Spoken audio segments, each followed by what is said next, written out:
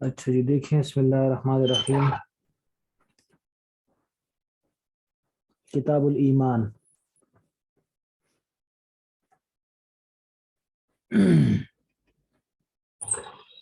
ایمان امن سے محفوظ ہے، اور امن یہ ضد ہے خوف کی، اپوزٹ ہے خوف کا۔ تو ایمان کا مطلب ہوا بے خوف ہونا، ٹھیک ہے، یا بے خوف بنانا، کیونکہ امن یہ لازمی ہے، ایمان متعدی ہے۔ تو امن کا مطلب ہوا بے خوف ہونا، اور ایمان کا مطلب ہوا بے خوف بنانا، بے خوف بنانا۔ جیسے آمن تو زیدن، میں نے زید کو امن دیا، میں نے زید کو امن دیا، یعنی میں نے زید کو بے خوف بنایا، ٹھیک ہے۔ تو اس کا مطلب ہوتا ہے بے خوف بنانا، لغت کے اندر اس کا مطلب یہ ہوتا ہے۔ اور اصطلاحی تعریف کے اندر کچھ اختلاف ہے۔ علوسی رحمہ اللہ نے اس کی تعریف یہ کی ہے روح المعانی کے اندر کہ ایمان ہو تصدیق بما علم مجیء النبی صلی اللہ علیہ وسلم ضرورتاً تفصیلاً فیما علم تفصیلاً و اجمالاً فیما علم اجمالاً، یہ ہے ایمان۔ الایمان هو التصدیق بما علم مجیء النبی صلی اللہ علیہ وسلم به ضرورتاً تفصیلاً فیما علم تفصیلاً و اجمالاً فیما علم اجمالاً، یعنی ایمان ایسی چیز کا نام ہے کہ آدمی ان چیزوں کی تصدیق کرے کہ جن کا ثبوت نبی کریم صلی اللہ علیہ وسلم سے یقینی طور پر متحقق، جو چیزیں تفصیل کے ساتھ معلوم ہے ان پر تفصیلی ایمان لے کر آنا، جو چیزیں اجمال کے ساتھ ماخوذ ہیں اور معلوم ہیں ان پر اجمالی طور پر ایمان لے کر آنا۔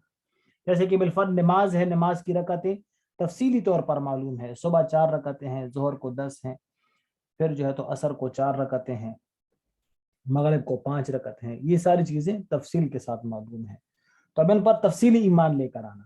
زکوٰۃ کا ہے، روزے کا حکم ہے، تفصیل کے ساتھ معلوم ہے، تو ان کے اوپر تفصیلی طور پر ایمان لے کر آنا۔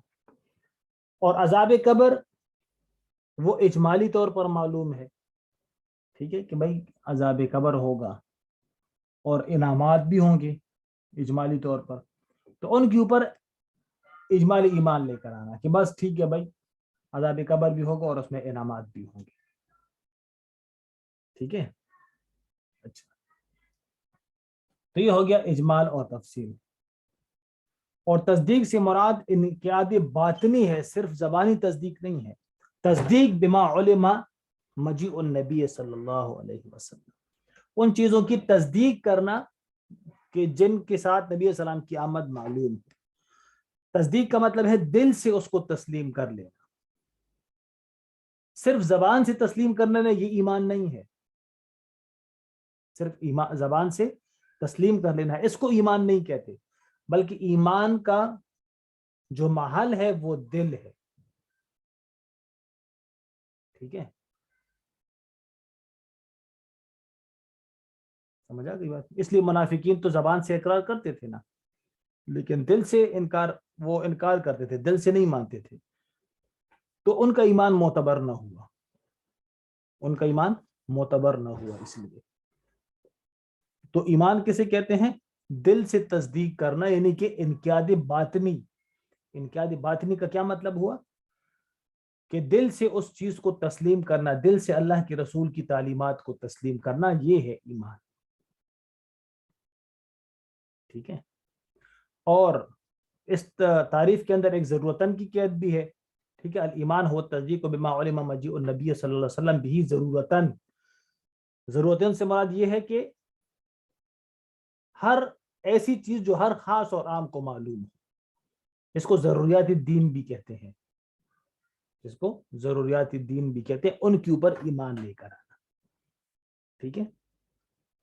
بعد نے اس کی تعریف یہ کی، جیسے شان ورشا کشمیر رحمہ اللہ نے اس ایمان کی تعریف یہ کی ہے، تصدیق النبی بما جاء به النبی بالاعتماد علی النبی، ٹھیک ہے، تصدیق النبی بما جاء به النبی بالاعتماد علی النبی، سمجھ آ گئی بات؟ یہ تعریف کس نے کی ہے؟ شان ورشا کشمیر رحمہ اللہ نے، کہ اللہ کے رسول کی تصدیق کرنا ان تمام تعلیمات کے اوپر جو اللہ کے رسول لے کر آئے ہیں، اللہ کے رسول پر اعتماد کرتے ہوئے۔ تو اس کا مطلب کیا ہوا؟ اس کا مطلب یہ ہوا کہ اگر کوئی آدمی اللہ کے رسول کی تعلیمات کو عقل کے اوپر پرکھ کر اس کے اوپر ایمان لے کر آئے گا، وہ بھی مومن نہیں ہوگا۔ سمجھ گئے؟ جو آدمی اللہ کے رسول کی تعلیمات کو عقل پر پرکھ کر اس کے اوپر ایمان لے کر آئے گا، وہ بھی کیا ہوگا؟ وہ بھی مومن نہیں ہوگا، وہ بھی مسلمان نہیں ہوگا، کیونکہ اس نے اپنے عقل کے اوپر اعتماد کیا، اللہ کے نبی کے اوپر اعتماد نہیں کیا، نبی کے اوپر اعتماد نہیں کیا، اس لیے وہ بھی کیا ہوگا؟ وہ بھی مومن نہیں ہوگا۔ سمجھ گئے؟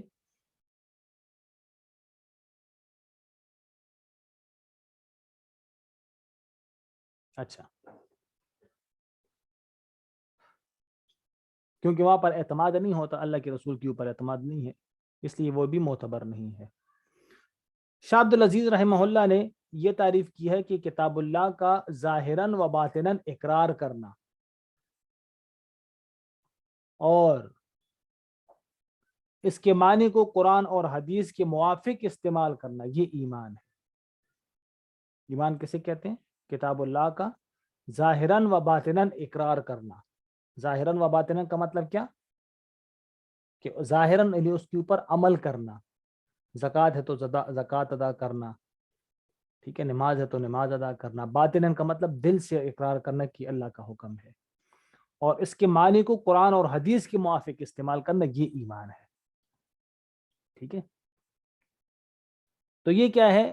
بعض اور بھی اس کے اندر تعریفات کی گئی ہیں، تو اس سے کفر کی اقسام بھی متعین ہو جاتی ہیں کہ کفر کسے کہتے ہیں۔ یہ تو ایمان ہو گیا نا، ٹھیک ہے، الاشیاء وبضدها تتبین الاشیاء، ہر ایک چیز اپنے ضد کے ساتھ پہچانی جاتی ہے، ہر ایک چیز اپنے ضد کے ساتھ پہچانی جاتی ہے۔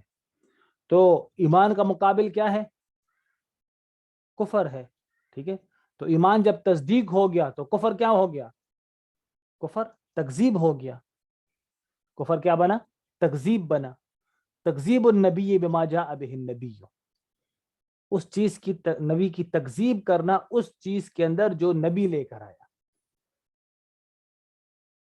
ٹھیک ہے۔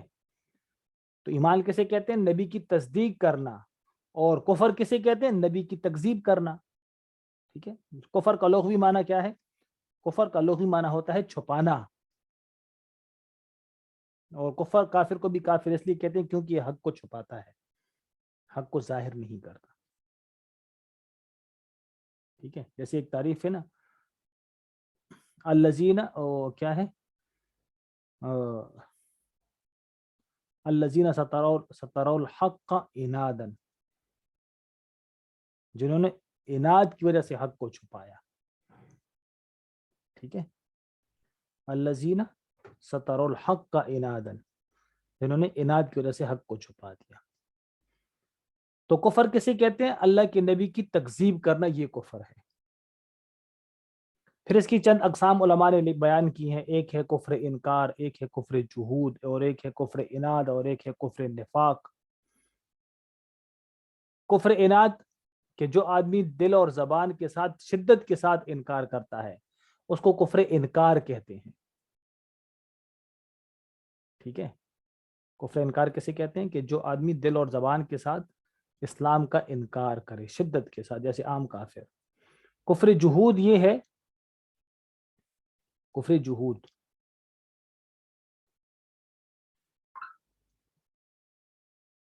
کہ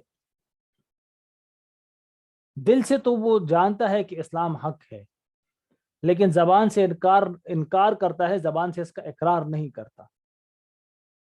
جیسے کہ ابلیس ہو گیا, یہودی ہو گئے, ان کو پتا ہے کہ اسلام سچ ہے, ان کو پتا ہے کہ اسلام سچ ہے, لیکن پھر بھی وہ نہیں مانتے کہ نہیں ہم اس کو نہیں مانتے. اس کو جہود کہتے ہیں. انکار تو ہے کہ دل سے بھی اس کو پتہ نہیں ہے کہ یہ سچ ہے, بس دل سے بھی اس کو کہتے ہیں یہ جھوٹا دین ہے, دل سے بھی اس کو کہتے ہیں یہ جھوٹا دین ہے. عام کفار جس طرح کرتے ہیں, اور زبان سے بھی کہتے ہیں کہ یہ جھوٹ ہے. یہ ہو گیا کفر انکار. جہود اس کو کہتے ہیں کہ جس کو معلوم ہو کہ اسلام حق ہے پھر بھی اس کا انکار کرتا ہے. خلاصہ کیا کہ کفر انکار اس کو کہتے ہیں کہ جس کو اسلام کی حقانیت کا علم نہ ہو اور اس کا انکار کرے, اور جہود کس کو کہتے ہیں کہ جس کو اسلام کی حقانیت کا علم ہو اور اس کا انکار کرے. ٹھیک ہے.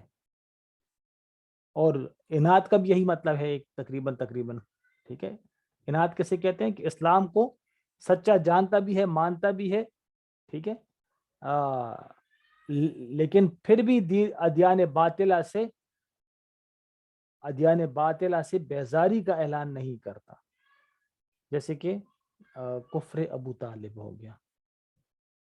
ٹھیک ہے. ان کو پتا تھا کہ اسلام حق ہے لیکن پھر بھی اس کو قبول نہیں کیا, بیزاری کا اعلان نہیں کیا. اس لیے آج کل جس بھی کافر کو بھی مسلمان کیا جائے تو جیسے جامعہ اشرفیہ میں ادھر آتے ہیں مسلمان ہونے کے لیے, تو ہم ان کو یہ والی بات ضرور پڑھواتے ہیں کہ بھائی یہ بھی کہو کہ میں اسلام کے علاوہ تمام ادیان سے بیزاری کا اعلان کرتا ہوں. ٹھیک ہے.